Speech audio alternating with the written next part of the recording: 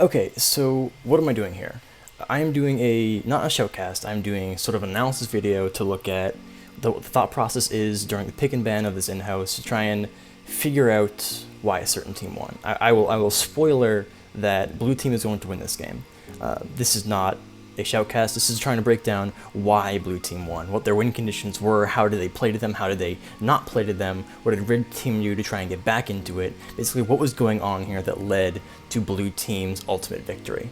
So firstly, in the pick and bans, the bans are normal. You ban the Juggernauts, you ban Fury Gangplank, you throw in the Thresh because Thresh is a good ban if you don't really know what to do, and I kind of didn't for the first one, I rushed it. But we end up with the first pick Echo, which I think is really good, because I think Echo synergizes with pretty much any composition out there. So if you want to run a full engage comp, Echo can follow up with its parallel convergence as a secondary engage. If you want to run a peel comp, you can use your parallel convergence reactively to peel for your carries. If you're going for like a mid-game team fight around Dragon, Baron, then the zone control is very good alongside like similar AoE champions. If you're looking for a comp with an Azir, maybe you want to like look for the chokes, like Azir Rumble Echo is very good at getting those fights in the chokes because his AoE stun is actually one of the most underrated parts of the champion. The stun is a ridiculous length, like 1.5 seconds, I think. Something like that. It's very, very good. And then Red responds by picking Caitlyn Ahri. Now this is very interesting because Caitlyn is known as a strong in lane, kind of weak in the mid game, but late game very powerful champion. But she doesn't really do mid-game team fights that well, whereas Ahri like really wants to make those picks to get those good mid-game team fights. So some people will look at this and say, well, they're not synergistic. I actually think it's not too bad because you can use the strength of the Ahri in the mid-game to get you to the point in the game when Caitlyn is very strong. But if it doesn't work out, then you wind up with an AD carry who can't contribute to the mid game. So if you start falling behind, Caitlyn's not someone who can come in there and help you catch back up in the same way that a Corki would lend his strength to the mid game team fight. And then we respond by picking Vayne Alistar, which we think is a very strong bot lane. They were both confident in their ability to play those champions, and we thought it was pretty good. He was confident that if he just survived lane, that he could outduel her in the late game and put more split pressure. And the Alistar, of course, to make her safe to peel. Then I'm actually going to pause this after the next pick with the Rumble, just to talk about what the thought process is. So then red team picks Olaf Nautilus. Now this is actually very good picks because Alistar, his strength is essentially his bodyguard. He prevents people from getting to that Vayne, getting to that source of blue team power and disabling it. Alistar can't stop him. Olaf will literally just run through. And Nautilus also is very good at picking one person and saying, you do not get to play League of Legends. I'm going to knock you up, you're going to be killed by my team, and you are going to die. This is something very, very good, I think, from Red Team. They pick these champions very well.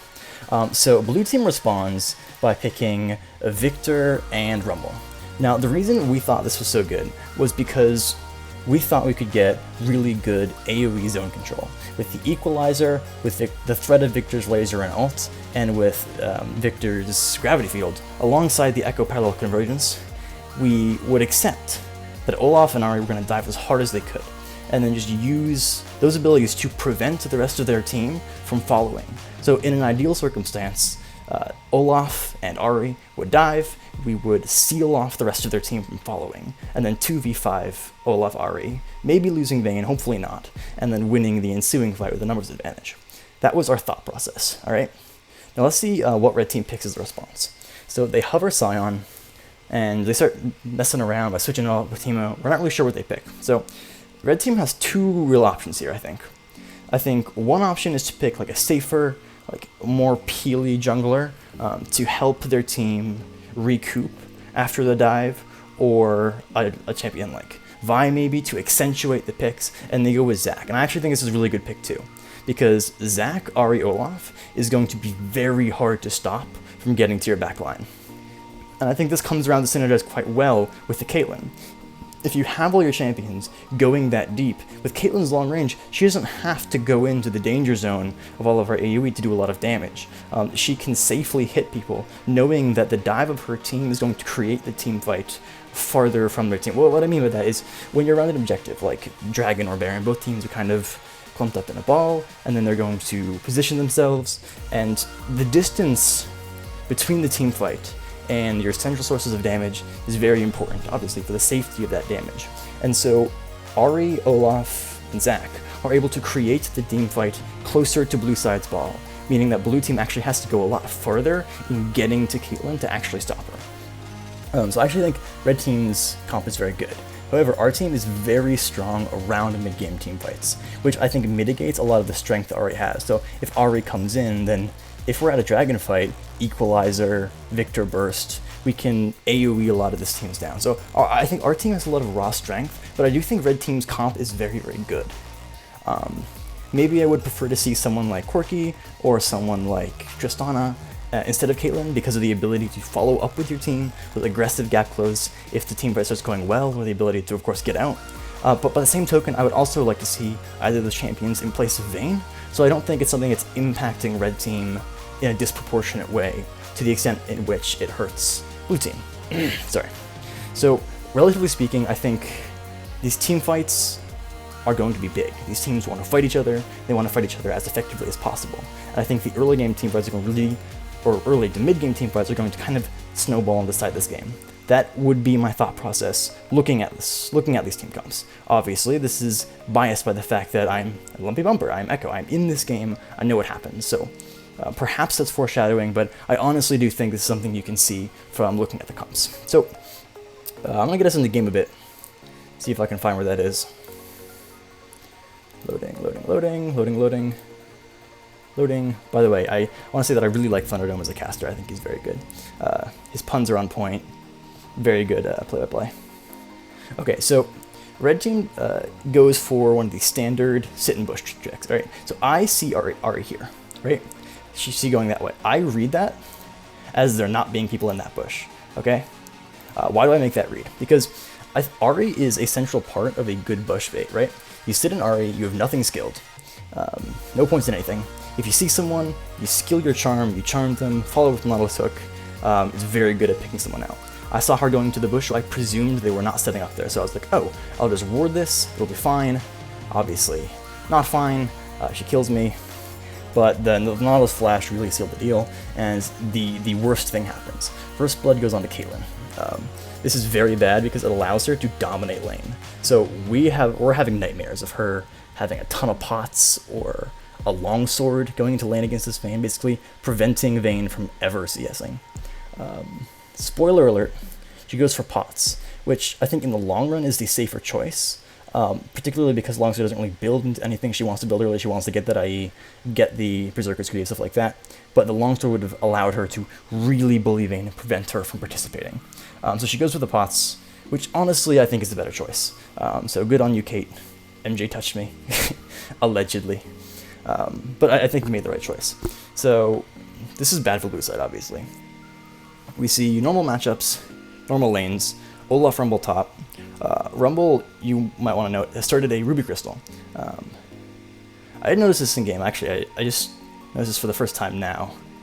I don't know anything about top lane. I don't play Rumble. That doesn't strike me as a particularly strong choice. Doran's shield is probably way safer. He wants to build into his haunting guys really quickly, is what I read that as. But I almost feel like the safety of an arm guard. Well, no, because Olaf has a lot of true damage. I actually don't know which I would have preferred. If I were in this matchup, I probably would have gotten Doran's shield. But then again, I'm really bad at top lane and really bad at Rumble. So that might just be a reflection of my insecurity. He's of course bullying him out quite well. He has a lot of faith in his ability to play Rumble, and I think he's a very good Rumble player. So props to him. I think it's going well. The only thing is, now that he's burned his pot, maybe Olaf can use Doran's shield or Doran's blade to get more HP back. But if he harasses well enough whenever he goes up to get those last hits on the minions, he should be fine. So what are mid lane? They're doing mid lane things. They're clearing. Victor is trying not to get charmed. She's trying not to get lasered, and they're hitting minions. Classic mid lane stuff. In the bot lane, we see I think what we expect to see out of a Caitlyn versus Vayne matchup, accentuated by the fact that it's far harder to abuse any positional errors from Caitlyn because of all the pots she has. So this is actually real tough for a bot lane. However, I make the choice to, instead of even getting level 3 and getting my dash, I know that they're going to be pushed in because of Caitlyn First Blood. I know that Nautilus doesn't have flash. So ideally I would have wanted to get Caitlyn. You'll see I didn't hit my stun and I missed my first Q. but we're able to follow up and get lot loss, which is good. We abuse the fact that he had no flash, and I think this gets Vayne closer. The early Bilge Water I think is really good. Now, here's something that the casters in-game did not like, and I did not like either, but I actually think was probably the best choice. So, I'm still in bot lane. It's been 30 seconds since the gank, I think. I'm just sitting there. I'm not farming anything. I've got 6 CS to Zach's 12. He's a level up on me, or he's about to be. He shows top, obviously, which is expected. He's blue stuff, then get a red, then gank. This is me failing to get the secondary gank off, because like me and Vayne, because I don't want to be there anyway, so they're grumpy, and we're yelling at Alistar like flash Q onto the Caitlyn, and then headbutt her back, and then we'll kill her. Which, you know, I think props to Alistar for not doing that, because she has heal, she has net, and she has flash. Like, we're not gonna kill her, except we do somehow, even though I had no mana. We get Vayne, which I think surprised me a lot. It still surprised me. That shouldn't have happened. Caitlyn still has. Oh, she burned heal and flash at the end there, and we still managed to pick her up. And so that's 2 kills on Vayne. She's up in CS. We push this wave into tower, deny Caitlyn all these minions, and then, of course, my top side of jungle is being absolutely butchered by Zach, which is going to hurt me later. But this actually went very well for Vayne, and now she's going to back and get a Bilge Water. So all of a sudden, Caitlyn can't be in that lane anymore, because Vayne can just roll up and start brawling. And Caitlyn, as a champion, can't respond, because she just has a pickaxe. Vayne has approximately the same amount of AD, plus the lifesteal, plus she's just naturally a better brawler than Caitlyn is. So, you know, this is very good for us. I don't have to go bot anymore. I know that they're going to wreck face, which was something we were worried about after Caitlyn got first blood, so we thought this was very good. Now, something bad starts to happen, and that is Olaf starts to wreck our Rumble top. I don't know if it's because of item choices, I don't know if it's because of individual play, but it's something that became really problematic for us as we were trying to find a way to get back into this game. So, Rumble can't be top lane anymore. There's nothing flashy about that statement. This is actually something pretty good. Me and Alistar coordinated to roam here, get her flash, almost kill her. We would have killed her actually if my stun had procced off, but I was a bit late throwing it out, so obviously we failed. And we're able to burn the flash. And actually, this fight is going pretty well. Olaf's out of mana. He just has not much mana, but the second he gets Hex Tech or a Hex Drinker, that's going to turn around. Like, believe you me, that is going to turn around rapidly. Believe you me, because I was there and I remember it. So that's why you should believe you me. But anyway, I'm just farming up, people are farming up. It's actually a pretty unavailable part of the game, except Alistar is returning from his roam. And Red Side hasn't respected the fact that Vayne has gotten solo XP, and she has a Cutlass. So this is a fantastic play from Blue Side, especially because they like, Alistar and Vayne play it together so well. Alistar reading the Vayne Flash Condemn and preemptively trinket warding the bush. There's no loss in vision, allowing Vayne to finish off Caitlyn cleanly. It's sad that Alistar goes down here, but Caitlyn didn't even get assist on that. This is very good for our side. And then here, my brain just stops working entirely. I'm like, oh, I'm gonna go kill Zach. Dead. Okay, well, good thing Victor helped me out there, because that was real foolish. Real foolish indeed. So, bot side of the map is going great. Vayne's 4-0, but top side is not going great.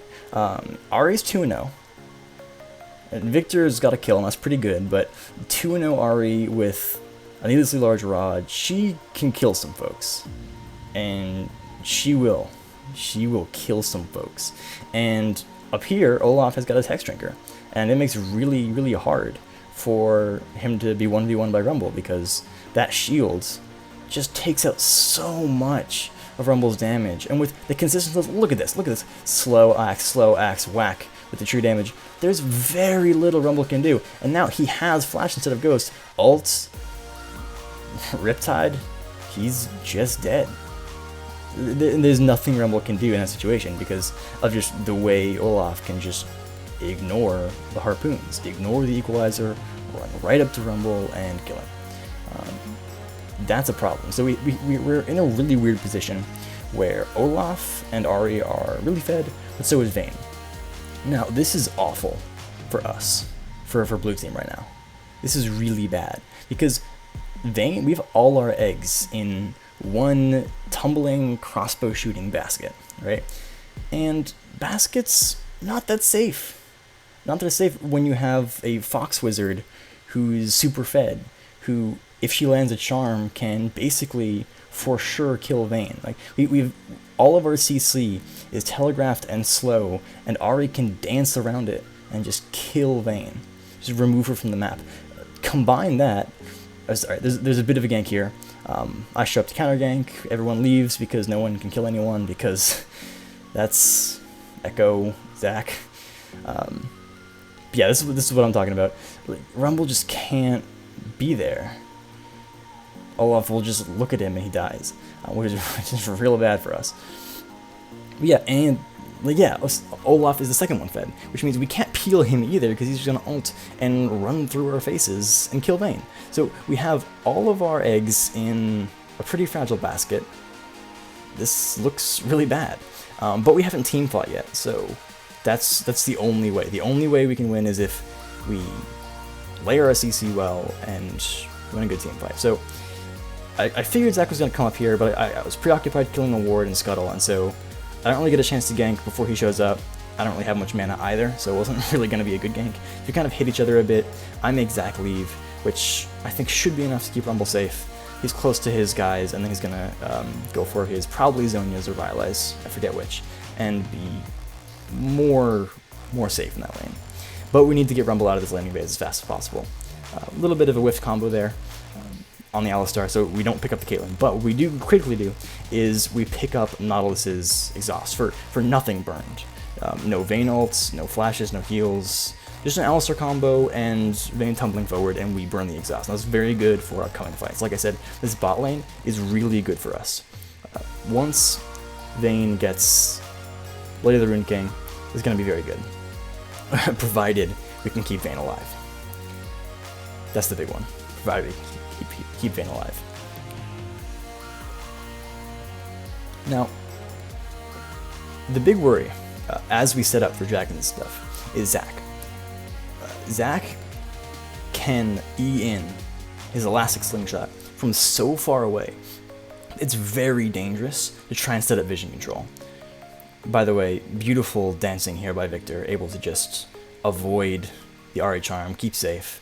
Me and Zac are both hovering mid because if either team gets a kill mid, boom, Dragon picked up, whole game swung, so we're both hovering outside. But it's very hard to get vision around an objective against a Zac, because say you want to go up a little past those river bushes and get a somewhat deeper ward, maybe behind the enemy's wolves. If Zac is at all in the area, he can just jump right on your face. You have to coordinate with your whole team to get that kind of ward control. Say you're trying to get a ward around blue buff, he can ult you, I think, from his tier 2 turret. He can jump almost into the bush near blue buff. Any wards around that area, he can jump on you from try, because Zac is just that kind of champion. So that makes it tough for us, because we really have all our eggs on this mid-game teamfight basket, but seeing Ahri go back, we know that we can take this even though they have Scuttle. So there's a little bit of skirmish over Scuttle, poking around, getting some wards in, but we see Ahri back, and we know that they don't have the strength to kill us all. Because even if Zac dives us, he doesn't really have that much damage, and we can kill him given long enough. And the two other champions there, Nautilus and Caitlyn, can't do much against Vayne. So they cannot fight us without Ahri or Olaf there, particularly because Ahri and Olaf are the ones with the gold. So sure, Olaf could have TP'd in maybe, but there weren't really any good TP targets for him. So it was tough. So that's what allowed us to get that dragon. The game pauses here because Caitlyn starts to lag. Now this is actually going to be an issue that plagues him for the rest of the game, on and off a bit, sometimes more so than others. But it's important. Now, but see, look at the minimap, all right? Zac, this is kind of hard because of the way this bar works. I'm gonna let the mouse time that out. So Zac is right over the wall there, and I am coming up the lane. So I figure that it's going to be some kind of fight here because they're so pushed up. We haven't seen Zac for a very long time, and it's important she dies. I also don't see Olaf, so I'm like super paranoid, especially because our Victor backed. I'm like, oh shit, there's about to be a huge fight here. We're all gonna die.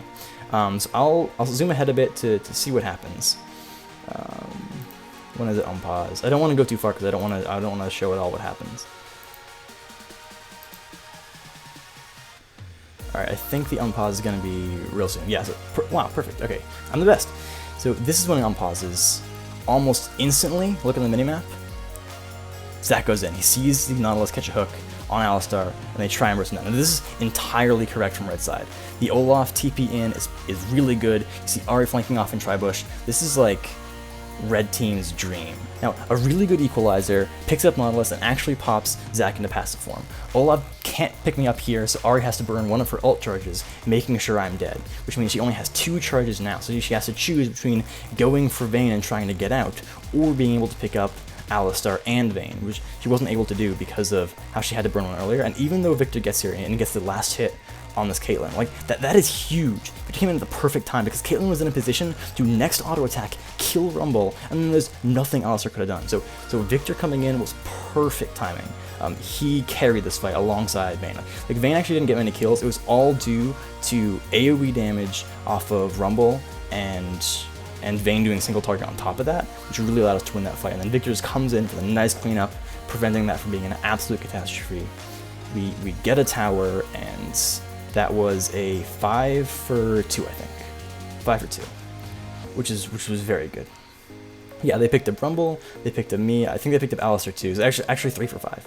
So pretty good fight on their side. However, they get out of the base first, so they are in a position to pick up Vision along bot side, which is going to make it tough for us to push up in that bot wave, but that's pretty much all it prevents us from doing, because we're not going to really be trying for Dragon, because it's not really there for a while. The next objective on everyone's minds is mid tower. You can see myself, you can see pretty much everyone localizing in that area. However, something interesting happens here.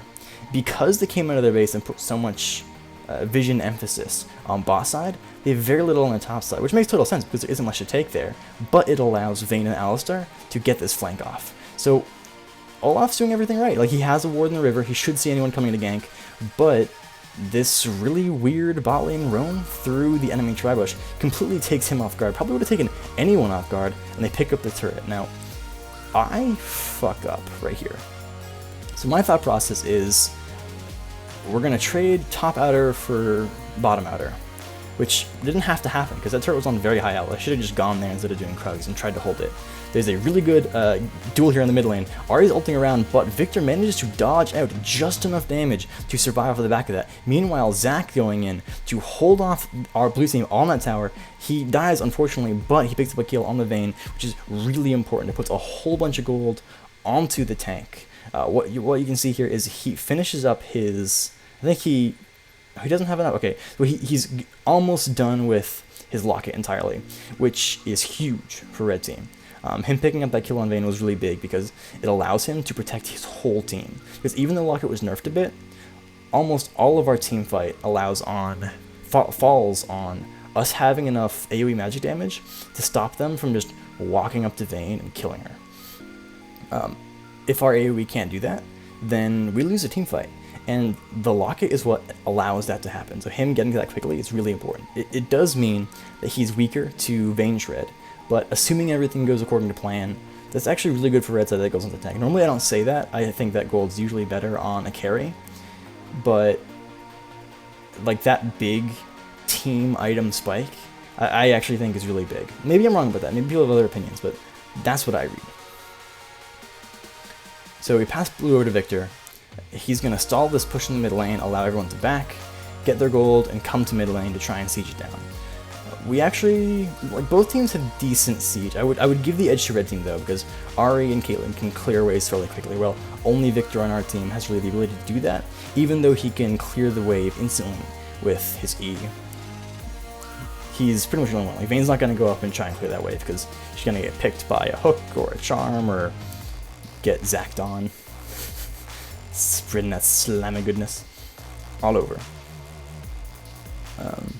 Which I think does lend itself towards that side. Like you see, even though Victor one-shots the wave, they have enough AoE, and actually like the threat, like the existence of Zac means we can't posture too aggressively, because if we don't have vision on him, you have to treat every moment like you're about to be engaged on. You have to posture very defensively. You can't really walk up or be out of position.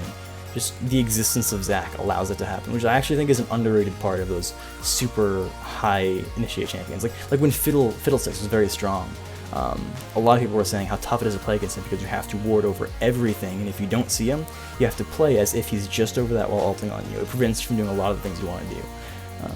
And that's something Zac does. And here's the Nautilus Hook. And Zac managed to follow up on that, knocking her back into the tower, picking up the Vayne, which is super important. Olaf ulting off the back of that. A lot of AoE damage. Rumble almost goes down, but he Zanya's, because he's able to pick up a bunch of kills in that early fights. He manages to, like, I trust my team. I know they're going to pick off Zac if I just stall long enough. I'm just trying to zone everyone else off. I'm preventing Ahri and Caitlyn and all those people from getting on the fight, which I actually managed to do successfully. I'm surprised I didn't die here, because I should have clutch block on the Caitlyn ults from Victor, and this is actually only a 1-for-1. We only pick up Nautilus, they only pick up Vayne. So as bloody as that was, as close as that was, no one went down, which is actually remarkable. I think both teams are playing these team fights rather well. They know their limits, they know when to back down, and this is very good. Now here's something very interesting. Zac, I think he was trying to, he thought maybe Victor was going to walk up a bit more and try to get a pick off. I follow up, we don't manage to get anyone. Again, no one actually dies here. Rumble burns his TP getting here, which actually puts a lot of priority on to Olaf. He now has TP priority. He can pressure the map in ways that, first off, I don't think Rumble ever really can stop Olaf in a split push situation. The general plan, if we're having someone stop him, would probably be Vayne, but that's risky because if he ults, she can't condemn him back. He can catch her and kill her. Very dangerous. Our wards on the side allow us to see Zac here, which is very good because we can start shooting harpoons at him and he's like, oh no, people see me, and he walks back. We pick up mid tower, and while this is all happening, I've gone and started on Dragon. We rotate down, we take both. This is very good for us. Like, that team fight was very close. It was very evenly played. I think the skill between these teams is very close on their champions and on the map. I think just the way that fight took place allowed us to take Dragon. Let's actually figure out why we were able to take this Dragon. Okay, so here's the stuff here. Zac, yeah, we have vision of Zac, and Olaf is top lane. Okay, that's what it was. We do not have vision of him. We haven't seen him for a long time, and we know that they haven't had very good, like, they haven't placed a lot of wards in this. So we know that Olaf cannot get into this fight. I think that gives us the confidence for me to start this off and have the rest of the team rotate down after taking the Dragon. We had wards here, here, and here, so we could see them if they were coming towards us, and in the bush next to Wolf. So we had absolute vision of them, which allowed us to have the confidence to take that Dragon. If they were positioning more heavily along bot side, we would not have been able to take it, and the game would be a lot closer. We have Rumble going into blue, getting the blue buff, and then just getting killed by Ahri. So really, Ahri just got the blue buff and a kill. I don't know why we did that. I think we were getting kind of trolly, which is part of the fun of in-houses. Part of the fun is being with the people and hanging out and memeing and doing crazy shit for buffs. But yeah, like that was a very clean series of macro level plays, macro level rotations. I know it's a meme, but that's actually true. It's actually exactly what happened. After that team fight, the teams were reasonably equal in strength. I actually probably would give it to blue side, just because they had all the pieces, except for the Nautilus Hook, of getting a good pick still up. You had the Ahri Charm and the Zac Slingshot, while our team, sure, we had more people there, but I was on like 300 health. I had no mana. Everyone was low. Everyone was down on resources, health, and mana. And I think that had they played the map differently, they would have been a lot closer around that Dragon Pit. Like, there might have been a fight there. Actually, there probably would have been. And I'm actually not sure we would have won it, because Olaf has TP and full health and a lot of damage. He plausibly could have just killed our faces off. But that's a lesson to you, kids. Get wards. Actually, slight tangent. I think Sightstone is underrated as an engage item. The reason I say that is because first off, I define engage as the ability to make a fight happen, but on top of that, to make a good fight happen, because anyone can just walk into the enemy team and a fight happens, right? So engage is having a good team fight happen. And I think vision Vision and like mobility and CC are like the three components of a good engage. Because CC, the ability to grab someone and say, we're starting a fight on you. Mobility, the ability to follow that CC, to get to where the pick is. If you get there faster than the other team, then that's very good for your engage. And vision, to know where the good engages are, like where should you be looking for the fight. Our vision allowed us to know that there's no way they could get a good fight off, and their lack of vision prevented them from getting a good engage, even though they have Zac and Ahri. So I think Sightstone is really good for that. The reason I bring that up is because the junglers have gone very different routes. So Zac, of course, has to pick up the locket as fast as he can just because of our comp. Oh, anyway, a huge fight here. Okay, Zac going in off the broken tower. This is good because they were able to pick off, no, not pick off Alistar, but bad because there's no tower there to protect them. The rest of his team follows up in a very predictable way on top of my parallel convergence, allowing it all to be picked up and allowing us to get the kill on 4 of them. So 4 for 1, just getting the rumble. Even though Alistar was the one to go balls deep, his innate tankiness allowed him to survive, whereas the squishy nature of rumble didn't. He has Zhonya's, it wasn't enough. Caitlyn overstays, we pick her off. Yeah. This is very good for us. This is I think the point in the game where it all of a sudden became really tough for Red Team to win, because they were relying upon this Ahri, who's still 7-2. This is a very strong Ahri, played by a very competent Ahri player. They have the ability to make good picks, but they're relying upon those mid-game team fights to get them to the late game, and so far they're not happening. So far, they don't have the ability to make that kind of pick to get a good fight. I'm not saying it's because Zac doesn't have Sightstone, right? I'm not saying that, because him having a locket is super important. It's possible. I barely dodged the hook here, and that allows me to get out. Also, clutch Victor E. I got caught. I thought we were going to take this tower, but I overstayed. I got cocky and almost died and lost us Baron, most likely. But fortunately, my team was paying attention, so I didn't. Also, my flash was kind of good. Alright, I'm just going to say that. Anyway, back to jungle itemization. So, Zac has got Moby Boots, Locket, and Cinderhulk, which is very respectable, alright? You want these mobility boots to get around the map to make sure you're there for the fights. You want Locket because of all of our AoE magic damage.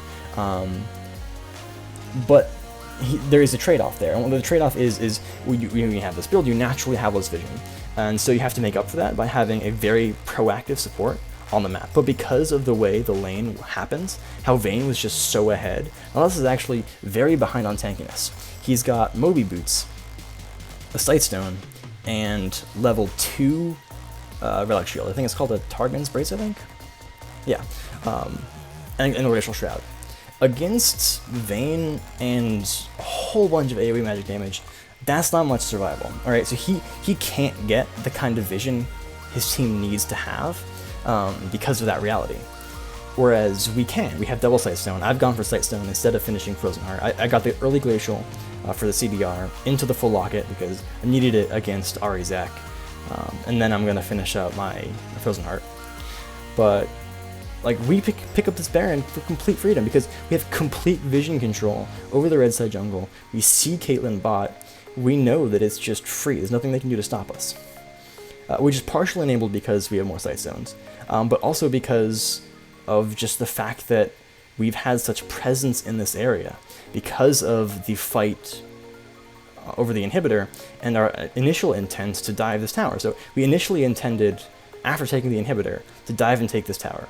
So we littered wards behind us. Hold up, there is a dive. Okay, so Alistar going for the Headbutt Pulverize combo onto the Ahri, misses. Ahri going in for the charm, manages to ult away from the parallel convergence. Zac going in deep though, but you see this gravity field from Victor prevents Ahri from going in. You see Zac going down. You see the Pulverize combo going onto Ahri. She has to flash out. Brilliant axe from Olaf, and critically, Caitlyn wasn't there. Here's Caitlyn showing up to the fight. Perhaps a little more coordination would have helped with that. Perhaps it was Caitlyn lagging. Like that was a real problem. Perhaps she just was playing League of Legends PowerPoint edition, and just the slideshow wasn't fast enough. But this is why I really like Echo, because you can throw out that field. She can't walk past it to stop us. Alongside Victor's gravity fields, you throw those out, and they just can't walk through them without the threat of some kind of like Echo Tumble Engage or something like that. That'll really mess with them. So we don't want to get cocky. We all back. We just want to play it cool. We say, okay, we're going to pick up red. We're going to get some deep wards. If we can get their blue, we'll get their blue. If not, whatever. We're going to get this dragon. We're going to get bot lane inhib, and then we're going to back, finish our items, end the game. That's our game plan. Because of our lead, we are confident in our ability to do this. So we just run right in. Alistar leading the way because he's super tanky. Rumble is shadowing him, so if anything bad happens, Rumble can buy time for the rest of our team to show up. I'm here, Victor's here out on the side too.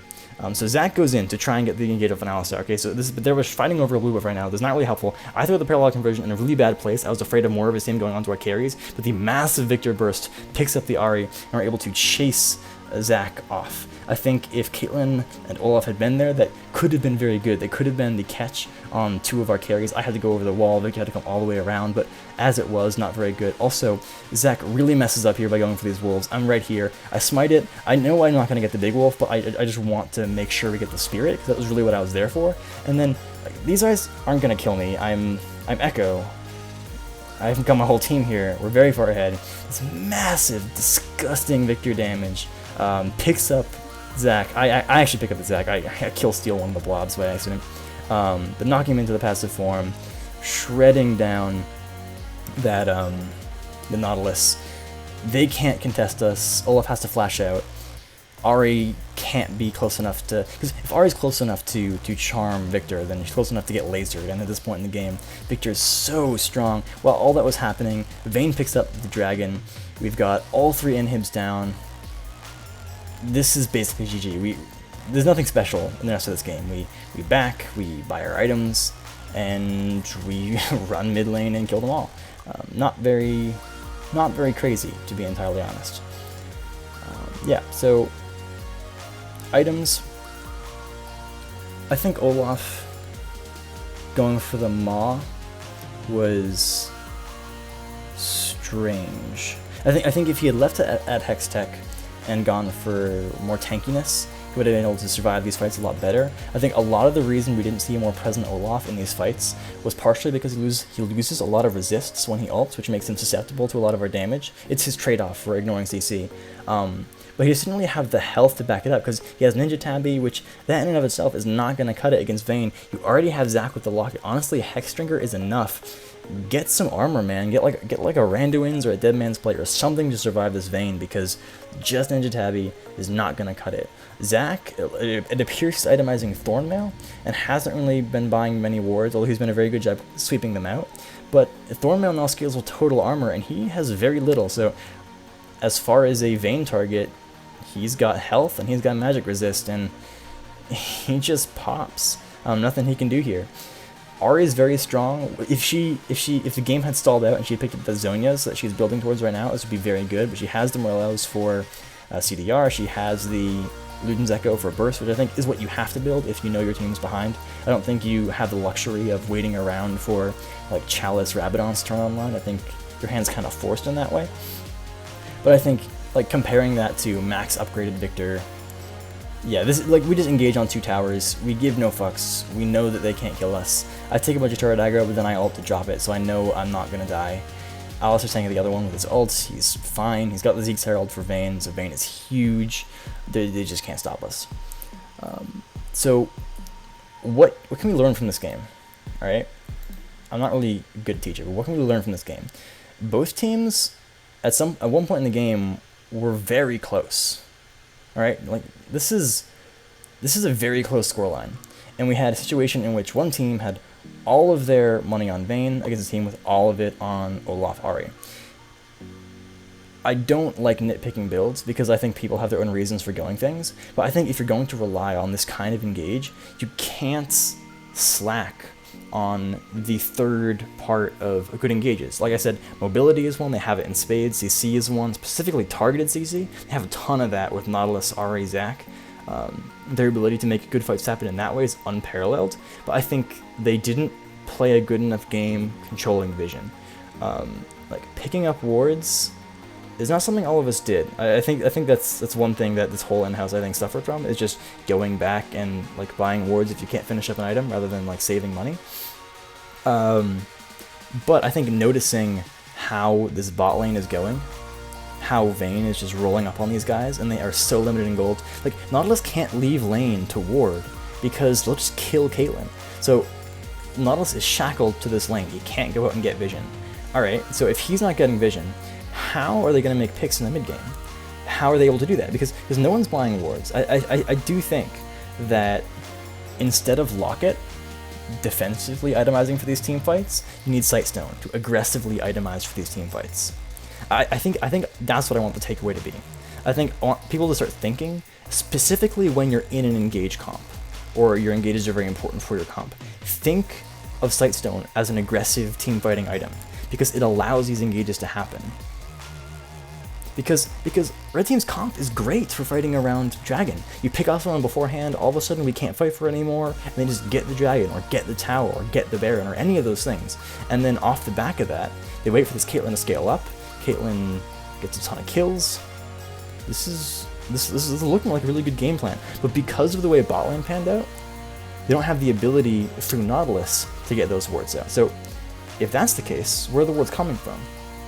I think if you're anyone else in the team in this situation, I think you have to recognize that way in which your team is behind. Because gold's even, kills are like a little, basically even, towers are even, dragons are even. This game is an even game. You have to recognize in what ways you're ahead, damage, red team is clearly ahead in damage, and in what ways you're behind, vision control. Red team doesn't have it. Because of the way the lane happened. Nautilus can't go up for wards. Alistar totally can, because Alistar can leave the lane whenever he wants.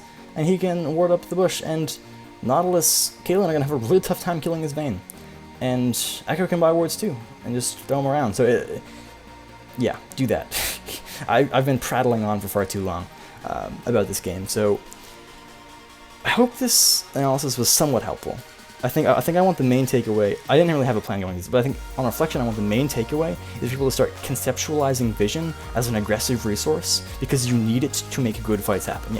Yes, that's actually, I like the way I said that. Vision is an aggressive resource that you need to prioritize if you want good team fights to happen.